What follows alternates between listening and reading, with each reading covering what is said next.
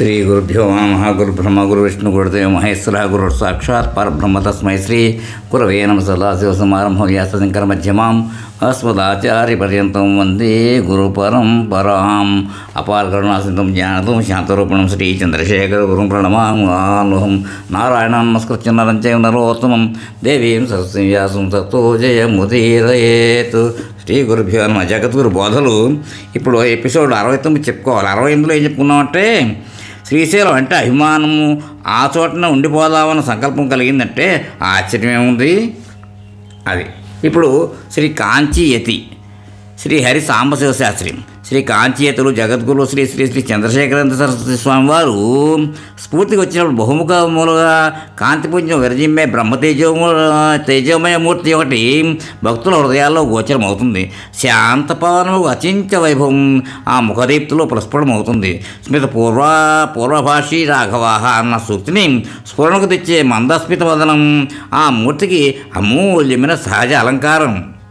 యత్ర రామశత్రో సత్రాయోధ్యా.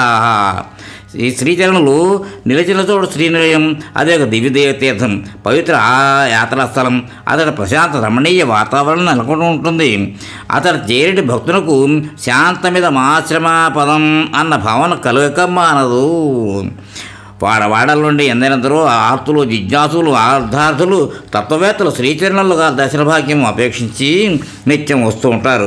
భారతము పంచమవేదం, అది ధర్మశాస్త్రజ్ఞులకు ధర్మశాస్త్రంగాను, ఐతిహాసికులకు ఇతిహాసంగాను, నీతి విచక్షణులకు నీతిశాస్త్రంగాను, కవిపుంగలకు మహాకావ్యంగాను, ఆధ్యాత్మవిధులకు వేదాంత శాస్త్రంగాను, ఈ రీతిగా వారి వారి ప్రతిభాయోగ్యత చిత్త సంస్కారాలను అనుసరించి వేదం వలె సాక్షాత్కరిస్తుంది. శ్రీచరణులు కూడా చమత్కృతి ప్రధాన సంభాషణ చిత్రుడుగా, చారిత్రక పరిశోధకుడుగా, వివిధ భాషాతత్వ విధుడుగా, న్యాయవేత్తగా, రాజకీయ విశారదుడుగా, విమర్శకుడుగా, సాహితీవేత్తగా, మహోపాసకుడుగా, మంత్రశాస్త్ర మర్మజ్ఞుడుగా, యోగీశ్వరుడుగా, ధర్మదేవతగా, ఆధ్యాత్మ విధుడుగా, దేశికుడిగా, ఆప్తబంధువుగా, వాచమ్యమిగా, ఈ రీతిగా వివిధ రూపాలతో గోచరిస్తూ ఉంటారు. ఆశ్రితులను అనుగ్రహిస్తూ ఉంటారు. విసుగు విరామం లేకుండా నిరంతరం వివిధ కార్యక్రమాలు నిర్వహిస్తున్న అసంగభావం వారిలో గోచరిస్తూ ఉంటుంది. ఆసక్త సగ మనోభూతాను కాళిదాసుని పూరింపజేస్తూ ఉంటారు. తొలిసారిగా శ్రీచరణులకు మా భారతీయ నిరుక్తి గ్రంథాన్ని వినిపించటకే విజయవాడ నుండి ఏలూరు వెళ్ళాం. అది ధనుర్మాసం మధ్యాహ్న సమయం. తెల్లవారుజామున లేచి పూజా కార్యక్రమం పూర్తి చేసి పరిచారం అంతా ప్రగాఢ నిద్రలో మునిగి ఉన్నది. పీఠంలో అలదడి ఏమాత్రం లేదు. మారాక శ్రీవారికి తెలియజేయటెట్లో కింకర్తవ్యం, ఎవరైనా రాకపోదురా అని అట్టే నిరీక్షిస్తూ ఉన్నాం. సుమారు 10 నిమిషాలు గడిచిందో లేదో ఇంతలో మందహాసం తీసుకుంటే పెద్ద బాలవాకు చేతిలో పట్టుకుని శ్రీవారు లోపల నుండి వచ్చారు. ఆకు నేలపై వేసి కూర్చుని మమ్మల్ని కూడా కూర్చున్నట్టు తగ్గి చేశారు. మరి మాట లేదు, మీ గ్రంథాన్ని చదవండి అన్నారు. మేము గ్రంథాన్ని వినిపించకు రాగలమని ముందుగా శ్రీవారితో చెప్పలేదు. మా రాక కారణం వారికి ఎట్లా తెలిసింది? శ్రీవారికి ఎట్లా తెలిసింది? మా వార్తను అందించరు అతను ఎవరూ లేరే. మాయాశ్చర్యానికి అంతు లేదు. అనుగ్రహంతో శ్రీవారే మా గ్రంథాన్ని వినడుగు ముచ్చటకు మా భాగ్యం. మా గ్రంథంలో కొంత భాగం వినిపించాం. మధ్యలో శ్రీవారు రామాయణ ప్రస్తుతి తెచ్చారు. విజయవాడలో రామాయణ నామౌచిత్యం, కాండ విభాగతత్వం, సుందరకాండ, సౌందర్యం మున్నగు వాటిని గురించి చెప్పారు కదా. ఆ విషయాలు గ్రంథస్థం చేశారా? చేయకపోతే చేసి వినిపించండి. అయితే 3 నియమాలు పాటించాలి.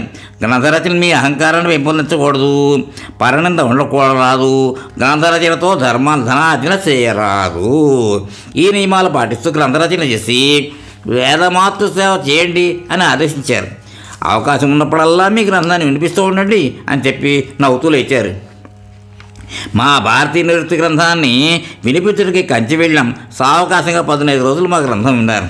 ఒక రోజున మా గ్రంథం చదువుతూ ఉండగా ఒక వృద్ధుడైన ఋగ్వేద ఘనపాటి వచ్చాడు. నెమ్మదిగా శ్రీవారిని సన్యాస స్వీకరణకు అనుమతి ఇమ్మని అర్థించాడు. అంత శ్రీవారు ఋగ్వేదంలో ఏదైనా ఒక రుక్కును వరుసగా పదక్రమ ఘనదండాది వికృతులను చెప్పమని కోరారు. ఆ మంత్రానికి ఆయన అన్ని వరుసగా చక్కగా చెప్పారు. అప్పుడే కామాక్షి కోవెల ప్రసాదంగా వచ్చిన పెద్ద పూలదండను శ్రీవారు ఆ ఘనపాటి మెడలో వేయించారు. మీరు దండం సన్యాసి అడిగారు, నేను దండం ఇచ్చాను అన్నారు శ్రీవారు నవ్వుతూ. శ్రీవారి అనుగ్రహానికి, ఈ చమత్కారానికి ఈ ఘనపాటి చిక్తుడై ఆనందాసుడు రాలుస్తూ మరుమాటగా సెలవు తీసుకున్నాడు. దండధారణ సన్యాసం సులభ సాధ్యం కాదు. అది అసిధారావ్రతం, అసంగభావం మీలో లేదు. మీరు దండాలకే అర్హులు, దండానికి కాదు అనే విషయాన్ని నిపుణంగా మనసు నొచ్చకుండా ఘనపాటికే కాక అట్లా ఉన్న పండితులకు అందరకు ఉపదేశించినట్లు అయింది. మహాత్మనా ఇంగితైశ్చేష్టై భావో అపూర్వ విషయ వ్యజ్యంతే.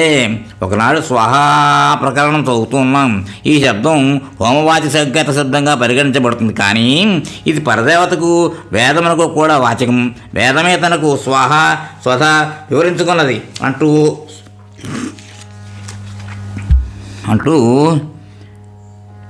స్వహాదేవి స్వరూపవర్ణపరమైన షడ్వింశ బ్రాహ్మణ భాగాన్ని చదువుతున్నాం. శ్రీవారు ఆనందిస్తూ ఎంతో ఉల్లాసంగా వింటున్నారు. ఆ సమయంలో భక్తులు ఎవరో సమర్పించిన సంవత్సరైన కపిలధేనును పరిచారకులు శ్రీవారి కడకు తెచ్చారు. వెంటనే అప్రయత్నంగా ఏషా స్వాహాదేవి గోరూపిణి సమాగత స్వాహాకృతో భవదీయ భారతీ నిరుక్తి శాశ్వత విజయతే తలాం అనే మాటలు శ్రీచరణుల ముఖం నుండి వెలువడినవి. అప్రయత్నలబ్ధమైన శ్రీవారి ఆశిస్సుమమ్ము ముగ్ధులను గావించింది. ఎనలేని ఉత్సాహాన్ని, ఆత్మవిశ్వాసాన్ని పెంపొందించింది. సాధారణంగా పరిశీలిస్తే మేమే కాదు, ఎందరెందరో శ్రీవారి కడకు వస్తూ ఉంటారు. వారి అనుభవాలను వింటూ ఉంటే అందరికంటే తమనే శ్రీవారు ఎక్కువగా ప్రేమిస్తారు, అనుగ్రహిస్తారని తృప్తి వారి అందరిలోనూ ప్రస్ఫుటమవుతూ వచ్చింది. అందరికీ అన్ని విధాల తృప్తిని కలిగించిన మహాత్ముల లక్షణం. అట్టి మహాత్ములే శ్రీచరులు. రమతే ఇది రామం, రమయతీతి రామ. ఆ శబ్దార్థ ప్రతిరూపమే శ్రీకాంతీయతి. ఉపాసి శ్రీ తాడేపల్లి రాఘవనారాయణ శాస్త్రి. స్వస్థైస్నమ పదమహం కరవాణి వాణి మత్తు నహీతర ధనేకమధైక కంవా అస్మా దశత్తదివ స్వర సప్రసారం ప్రసాద ఆవిర్భవత్వాకమ ప్రతియోగిత్వం త్వం శ్రీచంద్రశేఖర పదాంకిత సంయమేంద్ర శ్రీ పూజ్యపాద మహనీయ వపూర్విశేషే నారాయణాధిపద రాఘవ పూర్వనామ ప్రహ్వం వవుర్భూవతు సంవ్యవహారహారీ శ్రీ శ్రీ శ్రీ పాప శ్రీమత్ చంద్రశేఖరేంద్ర సరస్వతి స్వామివారు నిరంతర సిద్ధులు, జగత్ ప్రసిద్ధులు, జగత్ కుటుంబులు, కంచి కామకోటి పీఠాధ్యక్షులు, ప్రస్తుతము పంచమాశ్రమ నిష్ఠులు. ఒకప్పుడు దత్తాత్రేయుల వారిని శాస్త్రంలో 4 ఆశ్రములే కలవు, 5వ ఆశ్రమం లేదు కదా అని శిష్యులు ప్రశ్నింప అది నా అట్టివానికి మాత్రమే గోచరించున్నదాని సమాధానం చెప్పాం. ఆ ప్రశ్నోత్తర గ్రంథం చదివినను పరవాక్యార్థం తప్ప ఆ విషయంలో అనుభవంకు రాలేదు. ప్రస్తుత కాలంలో శ్రీ స్వామివారిని దర్శించిన వారికి ఆ విషయము అనుభవంకు రాక తప్పదు. వారి ప్రవర్తనము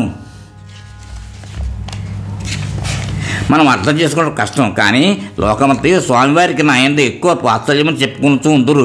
ఆ భావం రామాయణంలో వానరులన్నీ శ్రీరామచంద్రమూర్తి మూర్తికి నాయందే అనుగ్రహమని నన్ను చూసిన వినని, నన్ను చక్కగా చూసినని, నన్ను మెచ్చుకునని, నా వైపు బాహులు చాచినని చెప్పుకున్నట్లు వాల్మీకి మహాముని వర్ణించింది. అట్టి మహాపురుషులకు తక్క మరో కళ్ళకు అట్టి సర్వాహ్లాదన శక్తి ఉండదు. ఆ మహాత్ములు ఎక్కడనో అవతరించి బ్రహ్మచర్యలు గడుపుకుని 13వ సంవత్సరంలోనే ఆశ్రమం స్వీకారం చేసి పీఠాధిపతులైనప్పటి నుండి నిత్యము దేశ సంచారం చేస్తూ భక్తులను ఉద్ధరించుతూ ఉపన్యాస రూపముగా ధర్మజ్ఞానములను ఎర్రతల్లుతూ వచ్చింది.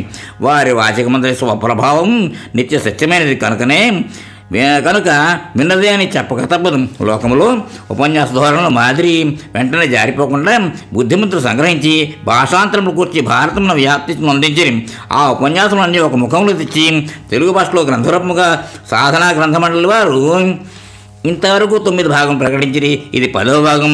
ఈ విధంగా శ్రీ బులుసు సూర్యప్రకాశ్ శాస్త్రి గారు శ్రీ స్వామివారి అనుగ్రహం లోకాదరణకు పాత్రులైన వేదములు, ఉపనిషత్తులు, భాష్యములు ఉన్నవి కదా. ఈ విజ్ఞానము శ్రీ స్వామివారి ఉపన్యాసములు అనే కొనియాడుట ఎందుకు అని కొందరు ప్రశ్నించబోతున్నారు. కానీ విద్యలు సంస్కృత భాషలో ఉన్నవి. భాష వచ్చిన అర్థమవటం దుర్లభం. వారిని చదువు విద్యార్థులు తర్కమీమాంసతో సంబంధం చేసుకుని చదవలేము. వారు చెప్పిన ఉపన్యాసములు కూడా తర్కమీమాంసను శ్యోతములుగానే ఉండును. అది సామాన్యుల మనసుకు పట్ల కష్టం.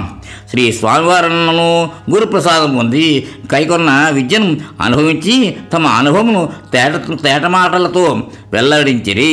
ఈ ఉపన్యాసములు పండితులకు, పామరులకు కూడా ఆవశ్యకములు. పామరులకు సులభంగా అర్థమగును.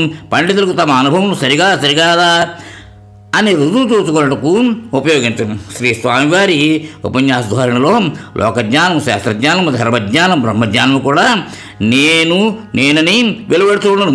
చాలామంది ఉపన్యాసకులు ఉన్నను. ఇట్టి అనుభవం చెప్పుట శ్రీ స్వామివారికే తగినది. ఇట్టి ధోరణి యక్ష ప్రచరణలో ధర్మరాజు సమాధానం సరిపోను. శ్రీ శ్రీ శ్రీ శంకరాచార్యుల వారి భాష్యాది ప్రసంగములలో కూడా ఇది సర్వజ్ఞత్వం మామూలుగా కనపడుతుంది. కావున ఇట్టి మహాపురుషులు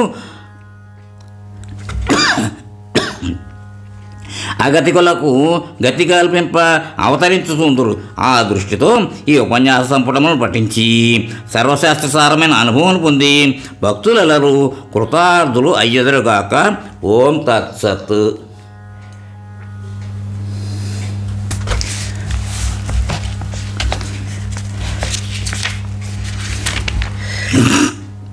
శ్రీ కాంచీయతని చిన్న ఒక మాట ఉంది, కొంచెం పద్యాల కింద ఉంది, కొంచెం చదువుతాను, కొద్దిగా ఉంది.